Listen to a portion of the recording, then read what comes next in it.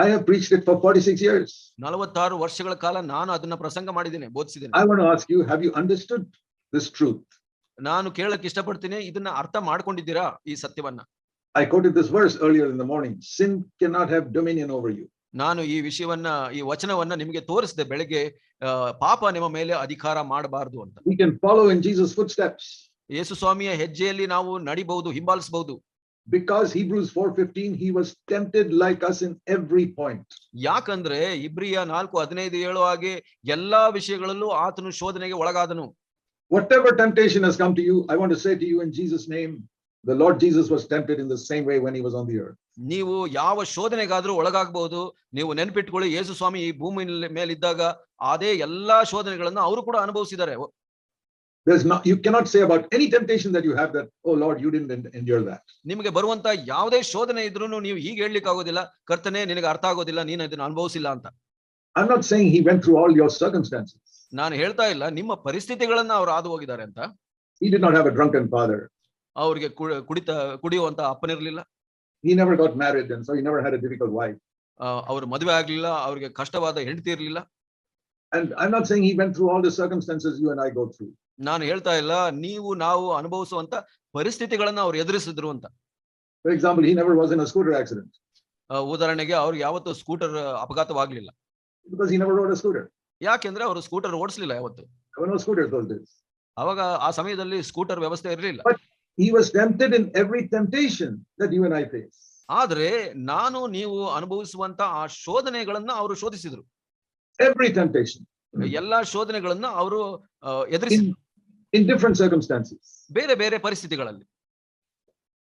And he overcame. ಅದರ ಎಲ್ಲಾ ಸಮಯದಲ್ಲೂ ಅವರು ಜಯ ಗಳಿಸಿದ್ರು. Everything. ಎಲ್ಲವನ್ನು. And then it says in Hebrews 4:16. ನಂತರ 4:16 ಹೀಗೆ ಹೇಳುತ್ತೆ, Therefore we can do something. ಆದ್ದರಿಂದ ನಾವು ಒಂದು ಕೆಲಸ ಮಾಡಬಹುದು ಇವಾಗ. Let us also come to the throne of grace. ನಾವು ಇವಾಗ ಧೈರ್ಯವಾಗಿ ಕೃಪಾಸನದ ಮುಂದೆ ಬರೋಣ.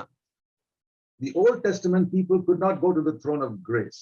ಈ ಒಂದು ಕೃಪಾಸನಕ್ಕೆ ಹಳೆ ಒಡಂಬಡಿಕೆ ಜನರು ಬರ್ಲಿಕ್ಕೆ ಸಾಧ್ಯವಿರಲಿಲ್ಲ. They went to the throne of mercy where they got forgiveness. ಅವರು ಯಾವ ಆಸನಕ್ಕೆ ಹೋದ್ರು ಅಂದ್ರೆ ಕರುಣೆಯ ಆಸನಕ್ಕೆ ಹೋದ್ರು, ಎಲ್ಲಿ ಅವರಿಗೆ ಕ್ಷಮೆ ಸಿಗ್ತಾ ಇತ್ತು ಪಾಪದ ಮೇಲೆ.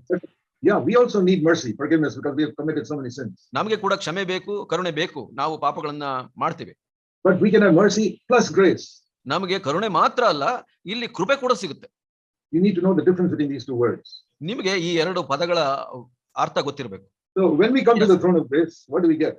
ನಾವು ಕೃಪಾಸನದ ಬಳಿಗೆ ಬಂದಾಗ ನಮ್ಗೆ ಏನ್ ಸಿಗುತ್ತೆ? Verse 16. 16ನೇ ವಚನ. First of all, you get mercy. ನಮಗೆ ಮೊದಲು ಕರುಣೆ ಸಿಗುತ್ತೆ. We all need that.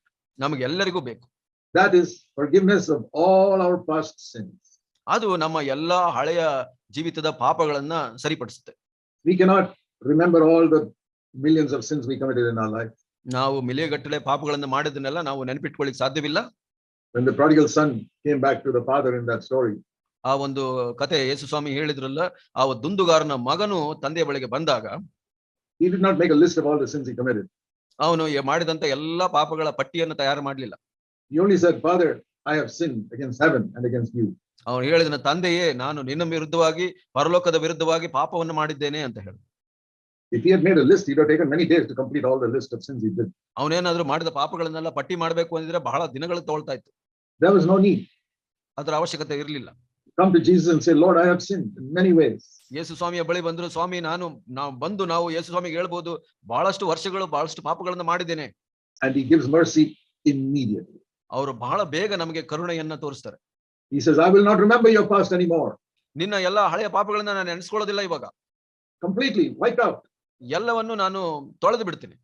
In the Old Testament, the sin was only covered. ಹಳೆ ಒಡಂಬಡಿಕೆಯಲ್ಲಿ ಅದು ಬರೀ ಮುಚ್ಚಲ್ಪಡ್ತಾ ಇತ್ತು. You read in Psalm 32, our sin is covered. ನಮ್ಮ ಪಾಪಗಳು ಮುಚ್ಚಲ್ಪಡುತ್ತೆ, ಕೀರ್ತನೆ 32ರಲ್ಲಿ ಹೇಳುತ್ತೆ. It's Old Testament. ಹಳೆ ಒಡಂಬಡಿಕೆಯಲ್ಲಿ. But New Testament, we read in 1 John 1 verse 7, our sin is cleansed. 1 ಯೋಹನ 1:7ರಲ್ಲಿ ಹೀಗೆ ಹೇಳುತ್ತೆ, ನಮ್ಮ ಎಲ್ಲಾ ಪಾಪಗಳು ಅಳಿಸಲ್ಪಡುತ್ತೆ ಅಥವಾ ತೊಳೆಯಲ್ಪಡುತ್ತೆ ಅಂತ. Let me use an illustration. ಇದಕ್ಕೆ ಒಂದು ಉದಾಹರಣೆಯನ್ನ ನಾನು ಉಪಯೋಗಿಸ್ತೀನಿ. You write everybody's sins on a blackboard.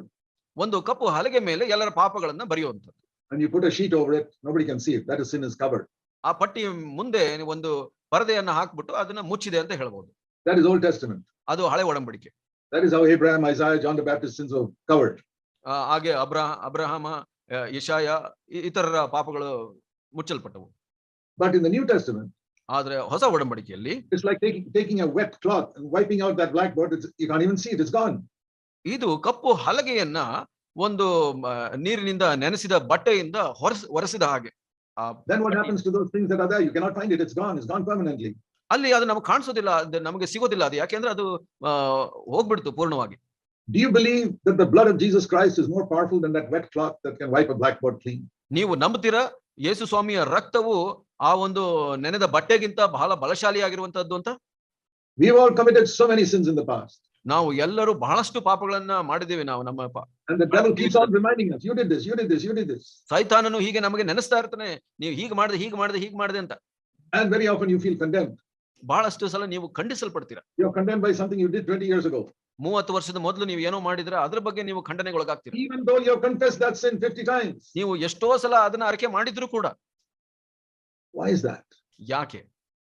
Because you don't believe that the blood of Jesus Christ is more powerful than a wet cloth that can wipe out a blackboard. ನೀವು ಯೇಸು ಸ್ವಾಮಿಯ ರಕ್ತವು ಆ ನೆನೆದ ಬಟ್ಟೆ ಒರೆಸೋದಕ್ಕಿಂತ ಬಲಶಾಲಿಯಾದದ್ದು ಅಂತ ನಂಬೋದಿಲ್ಲ. And that's why the devil can keep on harassing you. You did this, you did this. You remember what you did last year. You remember what you did last week. ಅದಕ್ಕಾಗಿ ಸೈತಾನನು ನಿಮಗೆ ಅದನ್ನ ನೆನೆಸ್ತಾ ಇರ್ತಾನೆ ಮತ್ತು ಖಂಡಿಸ್ತಾ ಇರ್ತಾನೆ. ನೀವು ಕಳೆದ ವಾರ ಹೀಗೆ ಮಾಡಿದೆ, ಕಳೆದ ವರ್ಷ ಹೀಗೆ ಮಾಡಿದೆ ಅಂತ.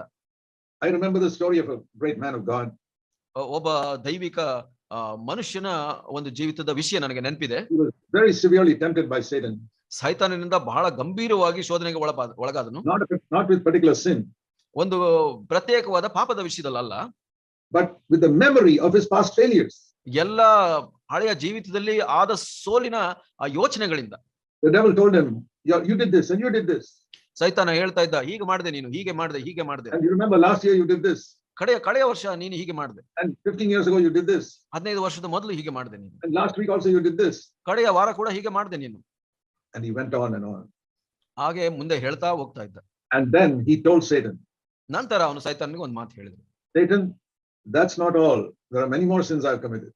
ಅಷ್ಟು ಮಾತ್ರ ಅಲ್ಲ ಸೈತಾನ, ಇನ್ನೂ ಎಷ್ಟೋ ಪಾಪಗಳನ್ನ ನಾನು ಮಾಡಿದ್ದೇನೆ. You make the list complete. ನೀನು ಆ ಒಂದು ಪಟ್ಟಿಯನ್ನ ಪೂರ್ಣಗೊಳಿಸು. And then write over it, the blood of Jesus Christ has cleansed me from all these sins. ಅದರ ಮೇಲೆ ನೀನು ಇದನ್ನು ಬರೆದು ಬಿಡು, ಯೇಸು ಸ್ವಾಮಿಯ ರಕ್ತವು ಎಲ್ಲಾ ಪಾಪಗಳನ್ನು ಅಳಿಸಿ ಬಿಟ್ಟಿದೆ ಅಥವಾ ತೊಳೆದು ಬಿಟ್ಟಿದೆ. You must do the same thing. ನೀವು ಕೂಡ ಹಾಗೆ ಮಾಡಬೇಕು. When the devil reminds you of past sins that you have already confessed. ಯಾವಾಗಲಾದ್ರೂ ಸೈತಾನನು ಬಂದು ನೀವು ಮಾಡಿದ ಹಳೆಯ ಪಾಪಗಳನ್ನ ನಿಮಗೆ ನೆನಪು ಮಾಡುವಾಗ, you say yes, but Jesus died for that sin and he's cleansed me. ಹೌದು, ಅದು ಸತ್ಯ, ಆದ್ರೆ ಯೇಸು ಸ್ವಾಮಿ ಸತ್ತಿದ್ದಾರೆ ಮತ್ತು ನನ್ನ ಪಾಪ ತೊಳೆಯಲ್ಪಟ್ಟಿದೆ ಅಂತ ಹೇಳಬೇಕು. You may remember it, Satan, but God says he will not remember it. ನೀನು ನೆನ್ಪಿಟ್ಕೊಳ್ಬಹುದು ಸೈತಾನ, ಆದ್ರೆ ದೇವ್ರು ಹೇಳ್ತಾರೆ ದೇವ್ರು ತಾನು ನೆನ್ಪಿಟ್ಕೊಳ್ಳಲ್ಲ ಅಂತ. That is mercy. ಅದು ಕರುಣೆ. But Hebrews 4:16 says, after that you can ask for grace. ಇಲ್ಲಿ ಇಬ್ರಿಯ 4:16 ಹೇಳುತ್ತೆ, ಅದರ ನಂತರ ನೀವು ಕೃಪೆಯನ್ನ ಕೇಳಬಹುದು ದೇವರ ಹತ್ರ. Mercy is for the past. ಕರುಣೆ ಹಳೆಯ ಜೀವಿತಕ್ಕೆ. Grace is for the future. ಕೃಪೆಯು ಮುಂದಿನ ಜೀವಿತಕ್ಕೆ. Grace is to overcome sin. ಕೃಪೆಯು ನಾವು ಪಾಪವನ್ನ ಜಯಗಳಿಸಲಿಕ್ಕೆ. We saw that this morning. ಇವತ್ತು ಬೆಳಗ್ಗೆ ನೀವು ನೋಡಿದ್ರಿ ಅದನ್ನ. When you're under the umbrella of grace, sin cannot have power over you. ನೀವು ಅದನ್ನ ಕೇಳಿಸ್ಕೊಂಡ್ರಿ, ಆ ಒಂದು ಕೊಡೆಯ ಕೆಳಗಡೆ, ಕೃಪೆಯ ಕೊಡೆಯ ಕೆಳಗಡೆ ಇದ್ರೆ ಪಾಪವು ನಿಮ್ಮ ಮೇಲೆ ಅಧಿಕಾರ ಮಾಡೋದಿಲ್ಲ ಅಂತ. They did not have this in the Old Testament. ಇದು ಹಳೆ ಒಡಂಬಡಿಕೆಯಲ್ಲಿ ಇರಲಿಲ್ಲ. How do we get this grace? ಹೇಗೆ ನಾವು ಈ ಕೃಪೆಯನ್ನ ಹೊಂದಿಕೊಳ್ತೀವಿ? Verse 16, come to the throne of grace. ಇಲ್ಲಿ 16ನೇ ವಚನದಲ್ಲಿ ಆ ಕೃಪಾಸನದ ಬಳಿಗೆ ಬರಬೇಕು ನಾವು. How should you come? ಹೇಗೆ ಬರಬೇಕು? Says here, boldly. ಇಲ್ಲಿ ಹೇಳುತ್ತೆ ಧೈರ್ಯವಾಗಿ ಅಂತ. Some people come so fearfully. Oh God, can I come to your throne of grace? I'm so scared. ಕೆಲವರು ಭಯ ಪಟ್ಕೊಂಡು ಬರ್ತಾರೆ, ದೇವರೇ ಈ ಕೃಪಾಸನದ ಹತ್ರ ಬರಬಹುದಾ ನಾನು ಅಂತ ಭಯ ಪಟ್ಕೊಂಡು. That's not the way you should come to God. ಹಾಗೆ ನಾವು ಬರಬಾರದು ದೇವರ ಹತ್ರ. You must come boldly. ನಾವು ಧೈರ್ಯವಾಗಿ ಬರಬೇಕು. Like a little child runs to his father or mother. ಒಂದು ಚಿಕ್ಕ ಮಗು ತಂದೆ ಅಥವಾ ತಾಯಿ ಹತ್ರ ಹೇಗೆ ಓಡಿ ಹೋಗುತ್ತೆ ಧೈರ್ಯವಾಗಿ ಹಾಗೆ. Have you seen how a little child, if somebody gets scared of something, he quickly runs to his mother? ಒಂದು ಚಿಕ್ಕ ಮಕ್ಕಳನ್ನ ನೋಡಿದ್ರೆ ಯಾವುದೇ ವಿಷಯದಲ್ಲಿ ಅವರು ಭಯ ಹೊಂದಿದ್ರೆ ತಕ್ಷಣ ತಂದೆ ತಾಯಿ ಹತ್ರ ಓಡಿ ಹೋಗ್ತಾರೆ. Supposing a 2-year-old child, some dog barks at it. ಒಂದು 2 ವರ್ಷದ ಮಗು ಯಾವುದೋ ಒಂದು ನಾಯಿ ಬೊಗಳುತ್ತೆ ಅಂತ ಇಟ್ಕೊಳ್ಳಿ. He quickly runs to his mother. ಅದು ಬಹಳ ಬೇಗ ತಾಯಿ ಹತ್ರ ಓಡಿ ಹೋಗುತ್ತೆ. He doesn't stand there. ಅಲ್ಲಿ ನಿಂತ್ಕೊಂಡಿರಲ್ಲ. Go like that to God. ಹಾಗೆ ನೀವು ದೇವರ ಹತ್ರ ಹೋಗ್ಬೇಕು. God is more loving than your mother. ನಿಮ್ಮ ತಾಯಿಗಿಂತ ದೇವರು ಪ್ರೀತಿಪೂರ್ಣನು. He is more loving than your father. ನಿನ್ನ ತಂದೆಗಿಂತ ಹೆಚ್ಚು ಪ್ರೀತಿಸುವಾತನು. He is more loving than anybody in the world. ಲೋಕದಲ್ಲಿರುವಂತ ಎಲ್ಲರಿಗಿಂತ ಹೆಚ್ಚು ಪ್ರೀತಿಸುವಾತನು ದೇವರು. You don't have to be afraid of God. ನೀವು ದೇವರ ಬಗ್ಗೆ ಭಯ ಪಡುವಂತ ಅವಶ್ಯಕತೆನೇ ಇಲ್ಲ. Devil may bark like a dog. ಸೈತಾನನು ನಾಯಿಯಂತೆ ಬೊಗಳಬಹುದು. Run to your father. ಅಂದ್ರೆ ನಿಮ್ಮ ತಂದೆ ಹತ್ರ ಓಡಿ ಹೋಗಿ, Say, oh heavenly Father, please protect me. ಪರಲೋಕದ ತಂದೆಯೇ ನನ್ನನ್ನ ಕಾಪಾಡು, Please forgive me, I slipped up and fell again. ನನ್ನನ್ನ ಕ್ಷಮಿಸ್ಬಿಡು, ದಯವಿಟ್ಟು ನಾನು ಜಾರಿ ಬಿದ್ದುಬಿಟ್ಟೆ ಪಾಪದಲ್ಲಿ ಅಂತ. We must live like that every day. ಪ್ರತಿ ದಿವಸ ನಾವು ಹೀಗೆ ಜೀವಿಸಬೇಕು. What will happen is after some time you will never be afraid of the devil anymore. ಏನಾಗುತ್ತೆ ಅಂದ್ರೆ ಸ್ವಲ್ಪ ಸಮಯ, ಕೆಲವು ಸಮಯದ ನಂತರ ನೀವು ಸೈತಾನನ ಮೇಲೆ ಇರುವಂತ ಭಯ ಎಲ್ಲ ಕಳ್ಕೊಂಡ್ ಬಿಡ್ತೀರಾ. Jesus was never afraid of the devil. ಯೇಸು ಸ್ವಾಮಿ ಸೈತಾನನ ಮೇಲೆ ಭಯ ಹೊಂದಲೇ ಇಲ್ಲ ಯಾವಾಗ್ಲೂ. The devil was afraid of him. ಬದಲಿಗೆ ಸೈತಾನನು ಯೇಸುವಿನ ನೋಡಿ ಭಯ ಪಡ್ತಾ ಇದ್ನು. The devils would scream whenever Jesus came into a temple. ಸೈತಾನ ಕಿರ್ಚ್ತಾ ಇದ್ನು ಯೇಸು ಸ್ವಾಮಿ ಯಾವಾಗಾದ್ರೂ ಆ ದೇವಸ್ಥಾನದ ಬಳಿ ಬಂದಾಗ. And do you know that we can be like that? ನಾವು ಕೂಡ ಹಾಗಿರ್ಬೋದು ಅಂತ ನಿಮಗೆ ಗೊತ್ತಾ?